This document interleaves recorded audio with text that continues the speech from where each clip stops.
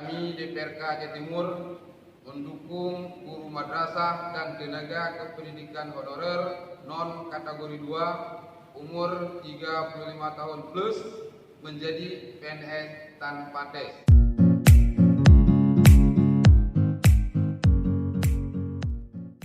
Warahmatullahi wabarakatuh.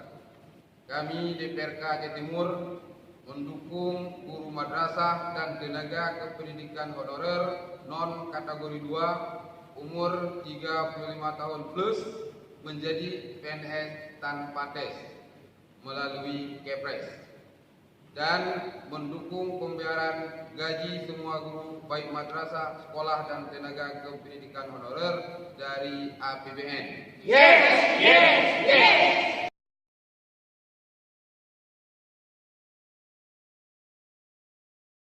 Warahmatullahi wabarakatuh. Kami DPRK Aceh Timur mendukung guru madrasah dan tenaga kependidikan honorer non kategori 2 umur 35 tahun plus menjadi PNS tanpa tes melalui Kepres, dan mendukung pembayaran gaji semua guru baik madrasah, sekolah dan tenaga kependidikan honorer dari APBN.